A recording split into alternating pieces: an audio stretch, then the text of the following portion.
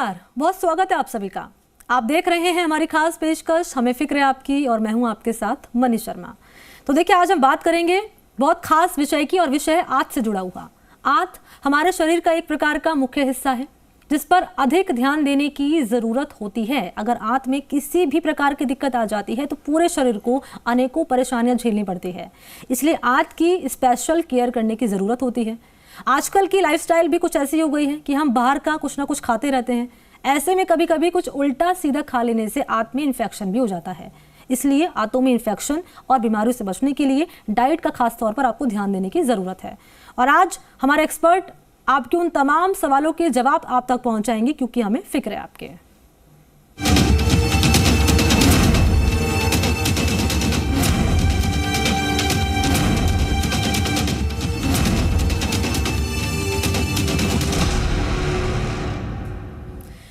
तो जैसे कि हमने आपको बताया कि खास विषय रखा है आज हमने आंत से जुड़ा हुआ। और देखिए, हमारी लाइफस्टाइल भी दरअसल ऐसी हो चुकी है कि टाइम नहीं मिलता है। स्पेशली अगर यूथ की बात कर ली जाए, टाइम नहीं मिलता है तो अक्सर हम देखते हैं कि लोग बाहर का खाना ही प्रेफर करते हैं। तो बाहर का खाना खाते हैं तो सीधा असर पड़ता है हमारी आंत पर, और जब आंत पर असर पड़ता है तो कई दिक्कतें पेश आती हैं। इन दिक्कतों से निपटा कैसा जाए, किन किन बातों का ध्यान रखने की ज़रूरत है, ये तमाम जानकारी इस वक्त हमारे साथ गेस्ट हमारे साथ मौजूद हैं। आपको बता दूं कि डॉक्टर राजेश केसरी जो कि सीनियर फिजिशियन है, इस वक्त हमारे साथ मौजूद हैं। बहुत शुक्रिया आपका राजेश जी हमारे साथ जुड़ने के लिए। नमस्कार।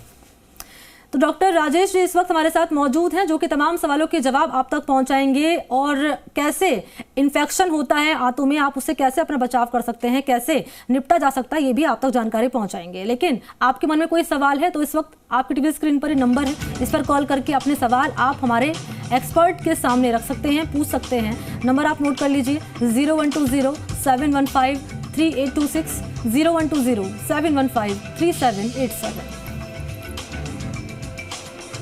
तो नंबर इस वक्त आपकी टीवी स्क्रीन पर फ्लैश कर रहे हैं।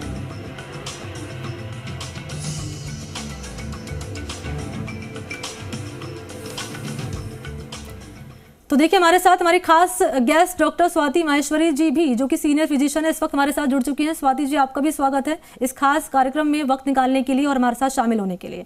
तो सबसे पहला सवाल स्वाति जी मैं आपसे ही पूछ लेती हूँ, क्योंकि विषय हमने रखा है आंत से जुड़ा हुआ, बहुत इंपॉर्टेंट विषय है स्वाति जी ये। तो चाहूंगी कि आप पहले बताएं कि आंत का रोल क्या होता है शरीर में, और दिक्कतें जब पेश आती हैं तो सीधा इफेक्ट करता है आंत पर, तो कैसे निपटा जाए उससे।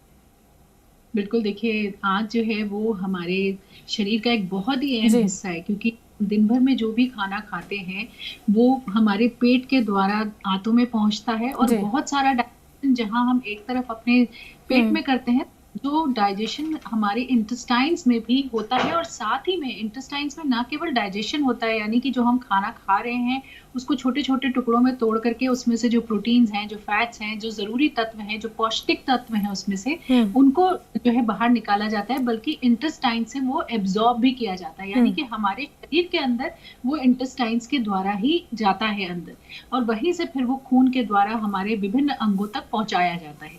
दूसरी चीज, जो हमारी इंटेस्टाइन्स होती हैं वहाँ गुड बैक्टीरिया, यानी कि ऐसे बैक्टीरिया रहते हैं जो कि हमारे शरीर के लिए बहुत जरूरी होते हैं, और ये बैक्टीरिया जो होते हैं ये भी हमारे पाचन शक्ति के साथ साथ हमारे शरीर के और बहुत सारे जो सुचारू कार्य होते हैं उनके लिए जरूरी होते हैं।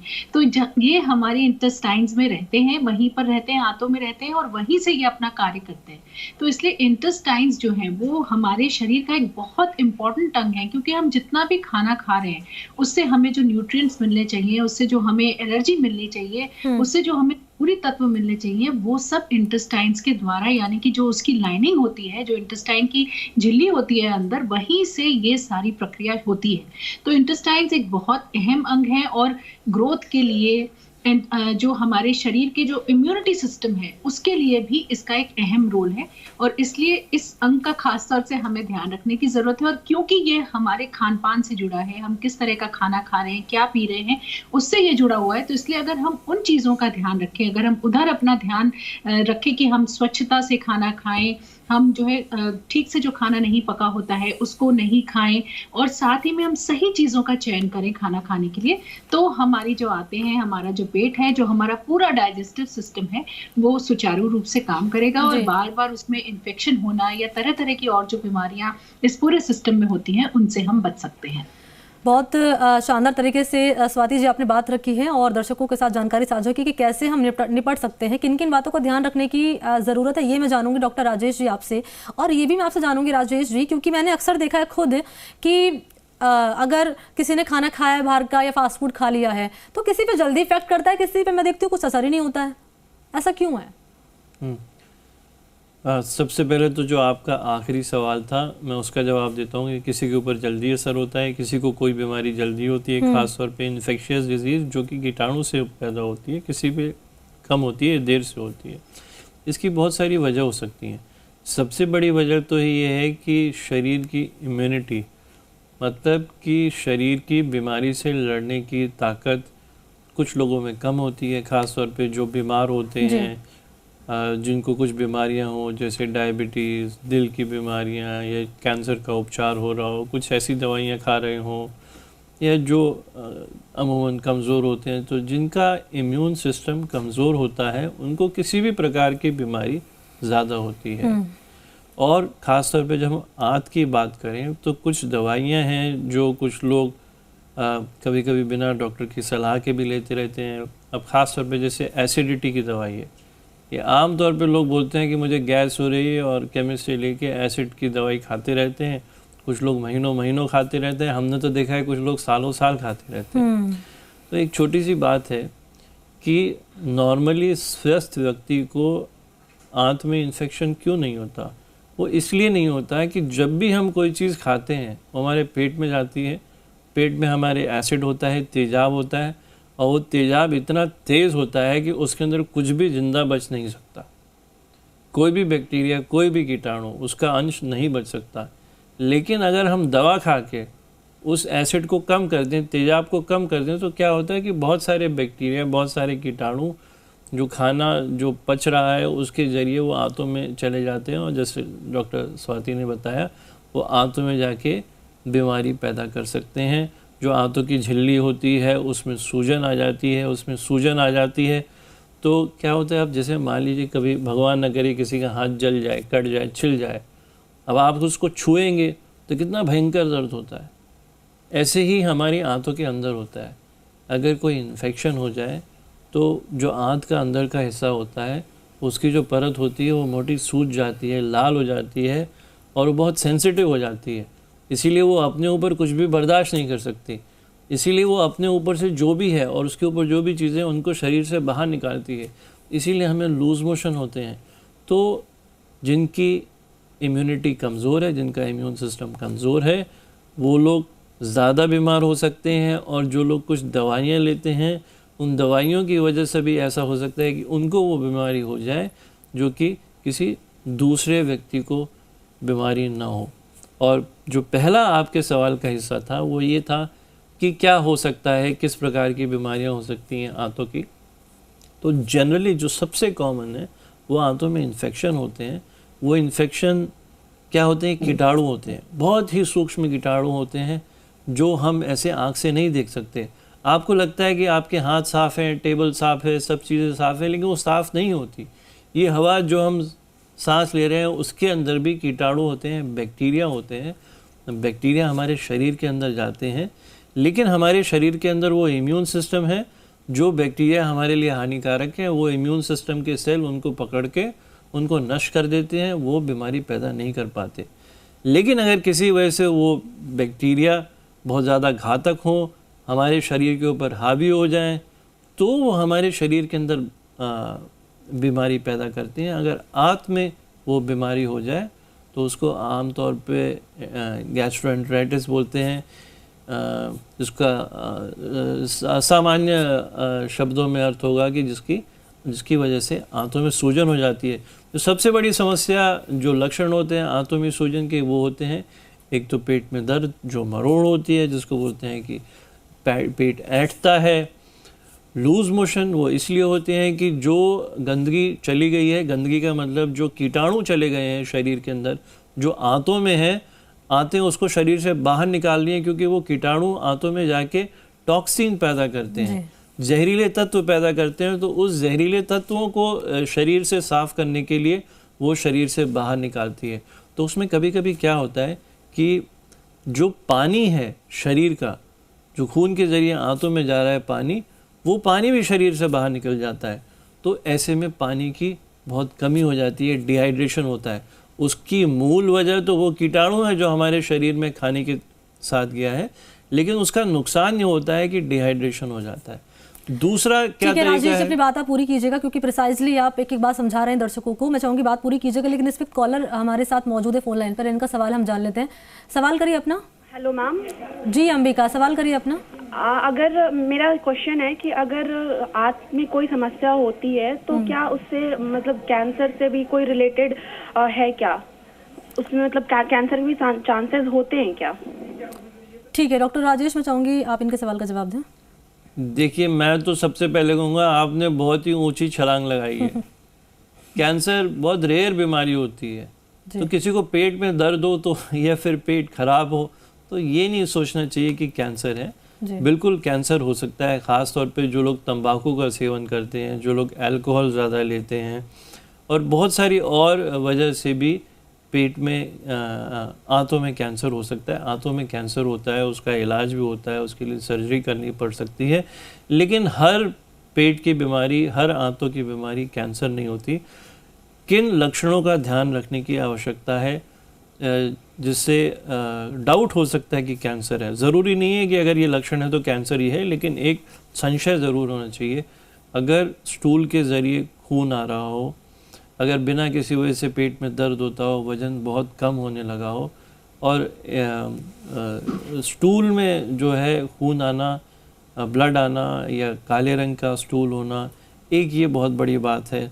तो अगर किसी प्रकार का संशय है, अगर आपको कोई डाउट है और कोई तकलीफ़ है जो बहुत समय से है और जो मैंने अभी लक्षण बताए, ऐसे में कोई लक्षण है तो ज़रूर डॉक्टर को दिखाएं, उनकी सलाह लें। आपके घर के आसपास जो भी अच्छे डॉक्टर हों।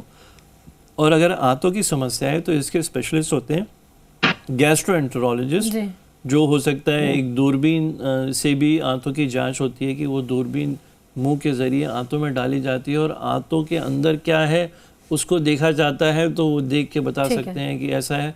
और सीटी स्कैन होता है, अल्ट्रासाउंड होता है, तो बहुत तरह तरह की जांच होती है। लेकिन ये बात ज़रूर है कि कोई छोटी की ज़्यादातर प्रॉब्लम, ये देखिए, ज़्यादातर प्रॉब्लम वो होती हैं जो कॉमन होती हैं, और कॉमन प्रॉब्लम होती हैं आंतों के इन्फेक्शन, जो हमारा आज का विषय है।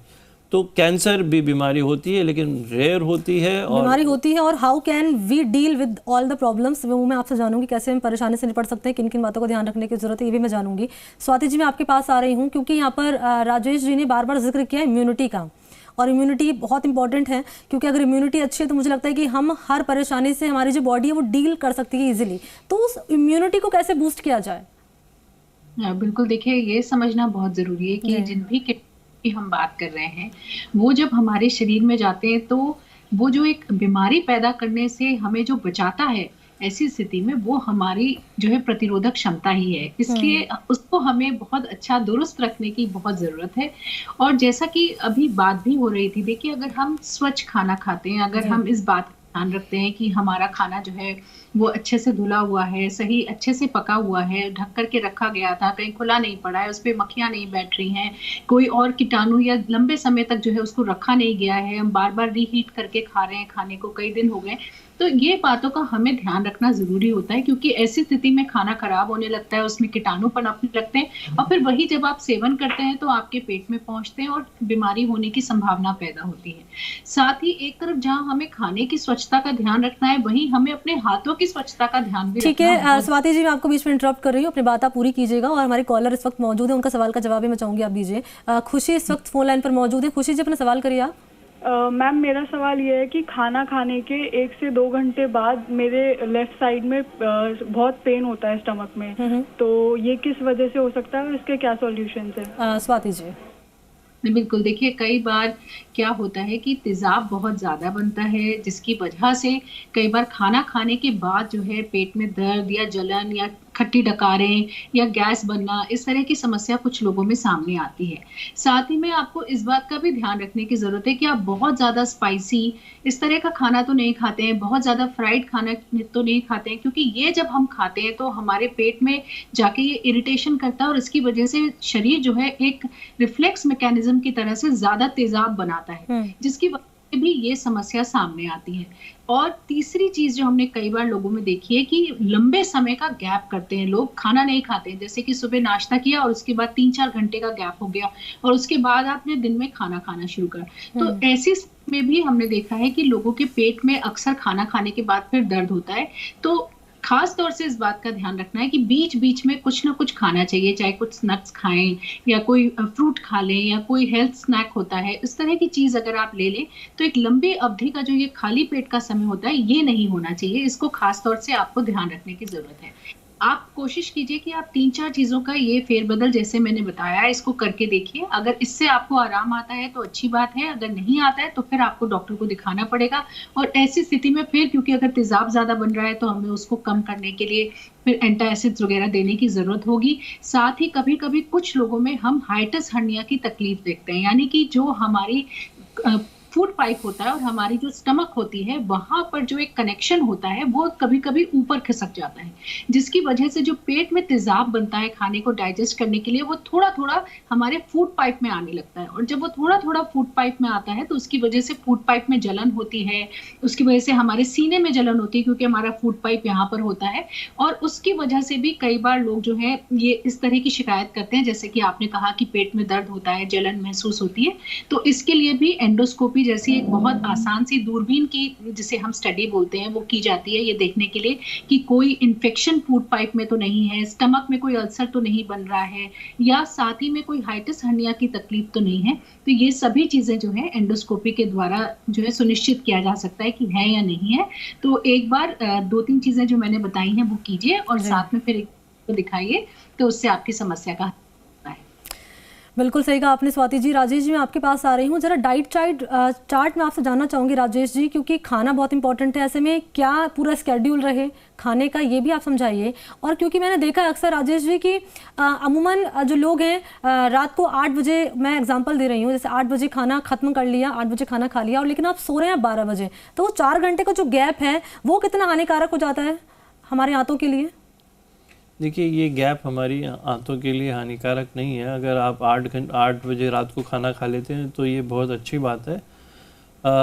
मैं कुछ चीज़ें बताना चाहूँगा क्योंकि डाइट जो है इंडिविजुअलाइज होती है, वो डिपेंड करता है कि आपकी कितनी एक्टिविटी होती है, आप दिन भर कितना काम करते हैं, तो सबके लिए, और आपको कोई बीमारी तो नहीं है तो सबके लिए एक डाइट नहीं हो सकती।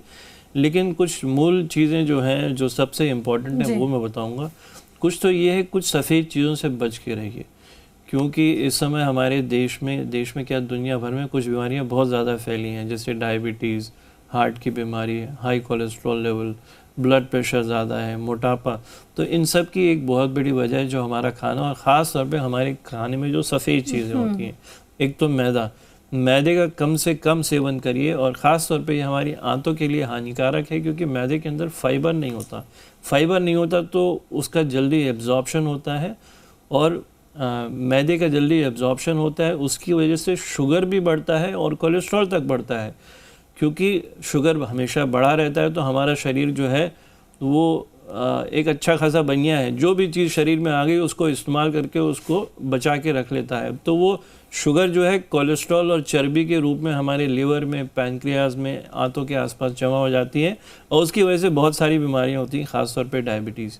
चीनी, मीठी चीज़ें, जो भी चीज़ें मीठी होती है जिसमें चीनी ज़्यादा होती है उसका भी कम से कम सेवन करें, क्योंकि अल्टीमेटली उससे भी वज़न बढ़ता है, उससे चर्बी जमा होती है, उससे भी ये सब बीमारियां होती हैं। जो रिफाइंड कार्बोहाइड्रेट्स और हैं या वो कार्बोहाइड्रेट जो बड़ी जल्दी एब्जॉर्ब हो जाते हैं उनका भी कम से कम सेवन करना चाहिए, जैसे वाइट राइस है, पॉलिश्ड राइस है। चावल बुरा नहीं होता, लेकिन जिस प्रकार से हम चावल को खाते हैं अच्छे से उबाल के, सफ़ेद चावल, जो वाइट पॉलिश्ड राइस है उसमें क्या होता है कि उसके अंदर खाली स्टार्च होता है।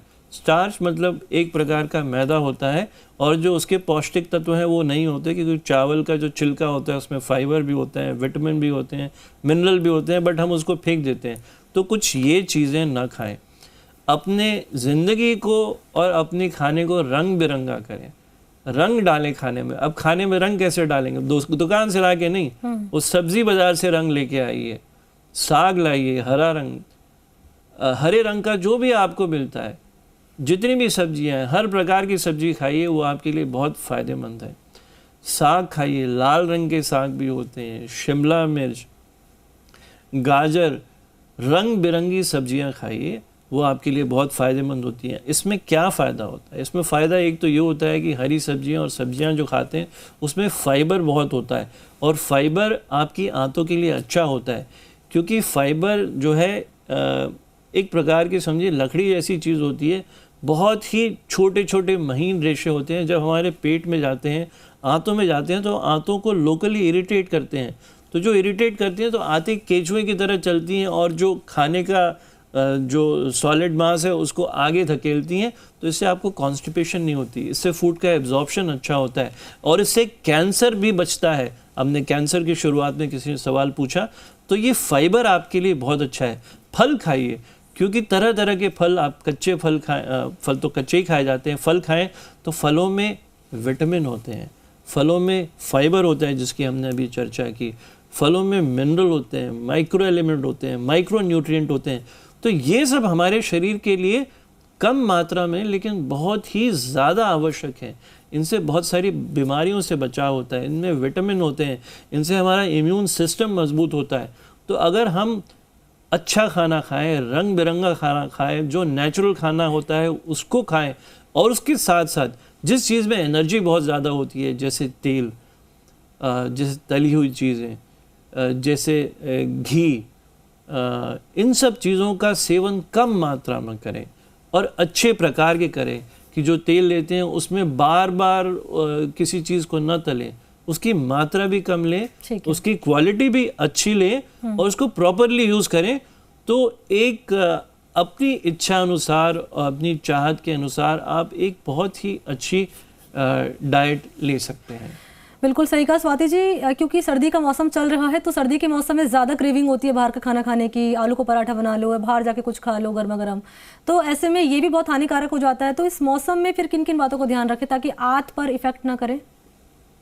देखिए, अभी डॉक्टर राजेश ने बहुत अच्छे से डाइट के बारे में बताया है, और जो सर्दी का मौसम होता है वो हमारे लिए काफी लाभदायक भी है, क्योंकि इस मौसम में तरह तरह की सब्जियां और फल जो है उनका सेवन करने का मौका मिलता है। तो हमें यही कोशिश करनी है कि हम ज्यादा से ज्यादा जो इस वक्त मौसमी फल और मौसमी सब्जियां आ रही हैं उनको किसी न किसी तरह से अपने डाइट में दिन भर के खाने में इंक्लूड करें। उनके हम पराठे बना सकते हैं, तरह तरह की सब्जियां बना सकते हैं, तो कई तरह के जो है हम स्वादिष्ट खाना बना करके परोस सकते हैं। साथ ही में देखिए, जब आप बाहर खाना खाते हैं तब हमें बहुत ज्यादा इस बात का ध्यान रखने की जरूरत है, जैसे कि मैंने कई बार बोला है कि साफ जगह से आप खाना खाएं, ऐसी जगह से नहीं खाएं जहाँ की ज्यादा बिक नहीं रहा है, तो वो कई बार पुराना जो होता है वही परोस देते हैं। इस चीज का आपको ध्यान रखना है। सेकेंडली, इस चीज का भी ध्यान रखना है कि वो लोग जो है मक्खियों से बचाव के लिए या और कीटाणुओं से बचाव के लिए उस तरह के सभी प्रयोग, ग्लव्स पहन रहे हैं, ढक के रख रहे हैं खाने को। तो इन सब चीजों, दोनों ही हमारे गेस्ट ने जानकारी साझा की है कि कैसे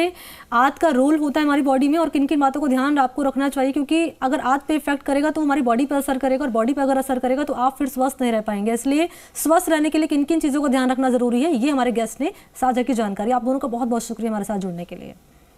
नमस्कार। और इसी के साथ हमारे इस खास पेशकश फिलहाल इतना ही। देश और दुनिया की तमाम बड़ी खबरों के लिए आप देखते रहिए जी राजस्थान। नमस्कार।